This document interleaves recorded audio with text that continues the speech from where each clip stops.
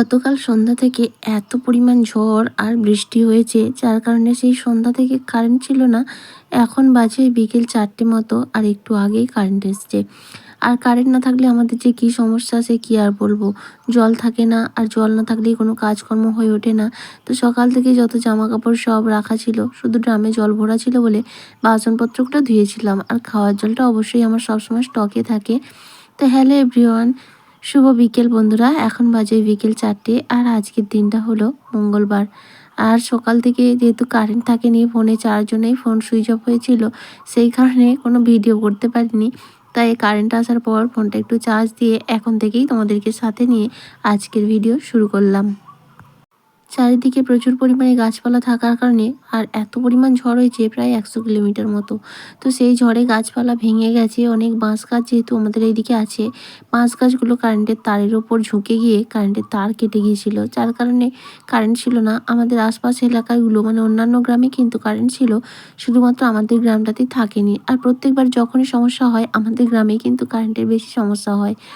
তো যাই হোক, এখন পাড়ার লোকজন সব বেরিয়ে বাঁশ ফাঁস কেটে কারেন্ট ফারেন্ট সারানো হলো এই সবেমাত্র 3:30টার দিকে। আর তারপর জল দিল।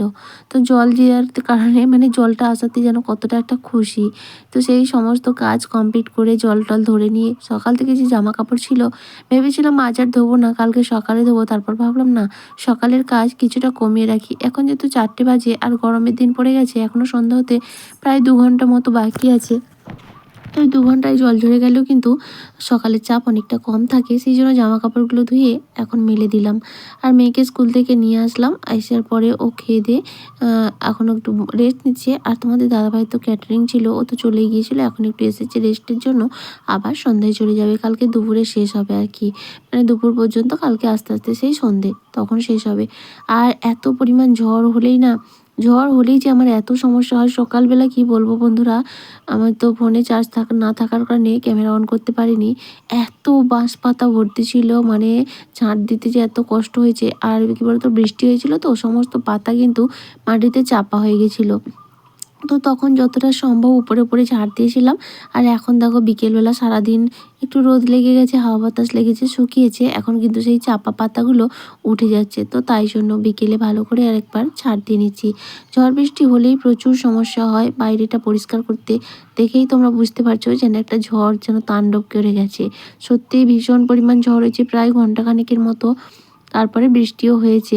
তবে ওই রকম ঝড় যদি আরও কিছুক্ষণ হতো, সত্যি বলছি কত যে ক্ষতি হতো। এমনিতেও অনেকের অনেক ক্ষতি হয়েছে, তবে হ্যাঁ, আমাদের কোনো কিছু ক্ষতি হয়নি কিন্তু। আর কারেন্ট না থাকার কারণে, ফোনে চার্জ না থাকার কারণে ভিডিও এডিট করে কনভার্ট করে ভয়েস ওভার দিয়ে দিতে পারিনি এডিট। তাই জন্য কালকে সন্ধ্যায় মানে গতকাল সন্ধ্যায় ভিডিও আপলোড করেছিলাম তোমাদের সঙ্গে, ভেবেছিলাম দেবো না, আজকে দেবো। তারপর ভাবলাম না, এমনিতেও চ্যানেলের রিচ অনেক কমে যাচ্ছে, তাই দিয়েই দিই। তো যাই হোক, তারপরে দেখো বিকেলে তো সেরকমভাবে কোনো কাজকর্ম থাকে না। তো এই জামা কাপড়গুলো আজকে নয়, কিন্তু এই যে বেডশিট বালিশের কভারগুলো, সেই যেদিন আত্মীয় চলে গেল সব রবিবার দিন, তো ওগুলো হচ্ছে সোমবার কেচেছিলাম, তো সেগুলো আর ভাঁজ করা হয়নি। তো আজকে এখন ভাবলাম ভাঁজ করে নিই। মেয়েকে ওদিকে পড়তে বসিয়ে দিয়েছি, সন্ধ্যা হয়ে গেছে।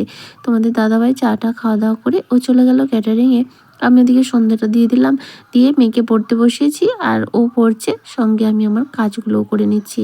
তা না হলে না, এই সমস্ত কাজগুলো পড়ে থাকে, আর কাজ পড়ে থাকলে আমার একদম ভালো লাগে না। আমি একটু পরিষ্কার পরিচ্ছন্ন ভাব পছন্দ করি। আর সুন্দরভাবে গোছানো থাকবে সব কিছু, মানে হাতের কাছে চারদিকে নড়নড় করবে, আমার কিন্তু একদমই ভালো লাগে না। তো সেই জন্যই সময় সুযোগ ভেবে, মানে সময় একটু নষ্ট করি না, কোথাও কোনো সময় নষ্ট না করে বসে দাঁড়িয়ে না থেকে আমি কিন্তু পরিষ্কার পরিপাটি করতে থাকি সব সময়। তো এই যে জামা কাপড়গুলো জমা ছিল, সেগুলোই এখন এক এক করে গুছিয়ে নিচ্ছি। আর এই ধুতিটা সেদিনে ভাইকে পরতে দেওয়া হয়েছিল। তো ধুতি তো আমাদের সেরকমভাবে কেউ পরে না, আমার বাবা এলে পরে, তারপরে ওই ভাই এসেছিলো, ও পরেছে। তো যাই হোক, সেটা ধুয়ে আবারও সব উজালা দিয়ে পরিষ্কার পরিপাটি করে গুছিয়ে রাখছি। আমি যে কোনো জিনিস সঙ্গে সঙ্গে করতে ভালোবাসি, কারণ সঙ্গে সঙ্গের কাজ সঙ্গে সঙ্গে করে নিলে না অনেকটা ভালো হয়। ফেলে রাখলেই কাজ জমা হয়ে পড়েই থাকে। সঙ্গে শাড়িও ছিল, শাড়িটাকেও ভাঁজ করে নিলাম। আর এই শাড়িটাও বের করেছিলাম, তো একবারই পরেছিলাম, তাই এটাকে আর ধোবো না, তাই এটাকেও ভাঁজ করে গুছিয়ে নিচ্ছি।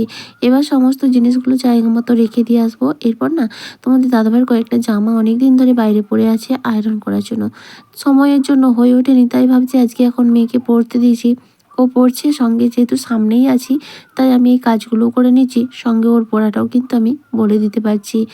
তো যাই হোক, এদিকে দেখো এই যে দুটো জামা আপাতত আছে, এখন 3টে আছে, তো 2টো আপাতত আয়রন করব, আর একটা বাড়িতে পরা করে ফেলবে, সেই জন্য আর ওটাকে আর আয়রন করতে লাগবে না।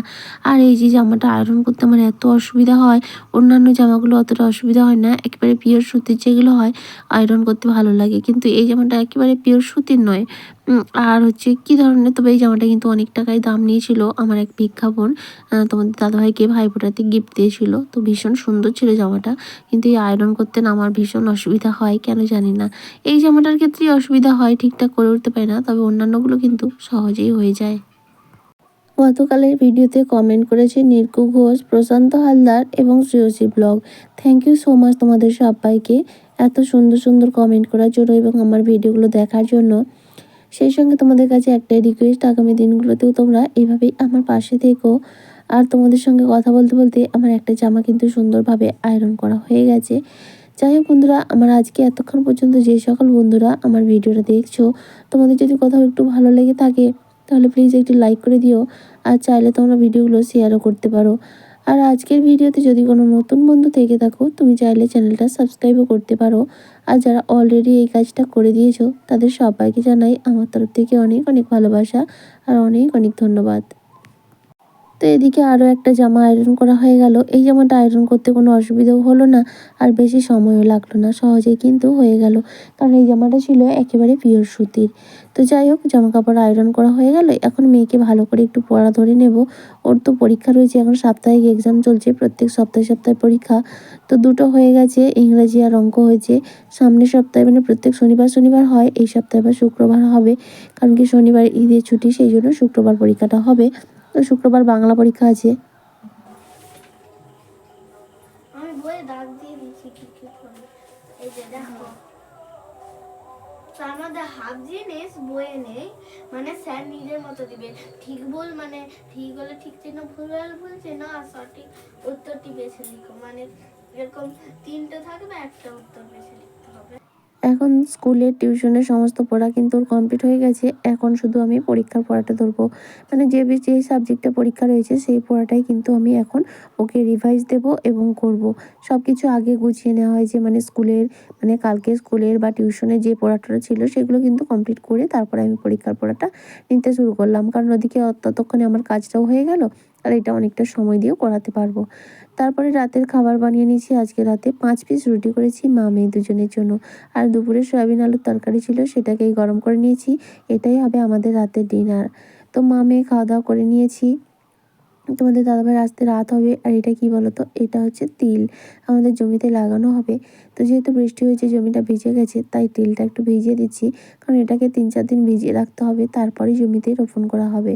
তো সেই জন্য বাটি করে ঢেলে নিলাম, আর এখন জল দিয়ে ঢেকে রেখে দেবো। এই তিল কিন্তু খেতে খুব সুন্দর, তিলের বড়া করেও খাওয়া হয়, তিলের তরকারিও মানে ভাজা করা হয় চিচিঙ্গা টিচিঙ্গে দিয়ে। তবে সত্যি কথা বলতে কি, আমি বিয়ের আগে কিন্তু তিল জিনিসটা জানতাম না, খাওয়া তো দূরে চাই। তো এখানে এসেই খাওয়া শিখেছি, খুব একটা খারাপ লাগে না, আর তবে যে খুব বেশি আমার পছন্দ সেটা নয়, তবে অনেকেই বলতে শুনেছি ভীষণ ভালো লাগে। কিন্তু তিলের ভালো দামও আছে জানো তো। তবে আমাদের কোনো বছর লাগাইনি, এবছর লাগাচ্ছি, কারণ আলু খোলার পর আর সেরকমভাবে ওই টুকটাক সবজি টবজি ঘরের জন্য লাগাই, তবে এবারে ভাবছি তিল দিয়ে দেবো গোটা জমিতেই। তো সমস্ত কাজকর্ম কমপ্লিট, এখন এই যে বিছানাটা ঝেড়ে রেডি করে নিচ্ছি, মা মেয়ে দুজনে একটু শুয়ে শুয়ে টিভি দেখবো, কারণ এখনই তো আর ঘুম আসবে না, এখন বাজে 10টা মতো, আমাদের তো এমনি ঘুমাতে ঘুমাতে অনেকটাই লেট হয়ে যায়। তবে শুয়ে শুয়ে দেখতে দেখতে যদি ঘুমিয়ে পড়ি তাহলে ঘুমিয়ে পড়বো। তো মেয়েও তো সারাদিন ঘুমায় না, তাই জন্য খাওয়া দাওয়া কমপ্লিট হয়ে গেছে, সমস্ত কাজ কমপ্লিট, এখন বিছানাটা রেডি করে নিচ্ছি।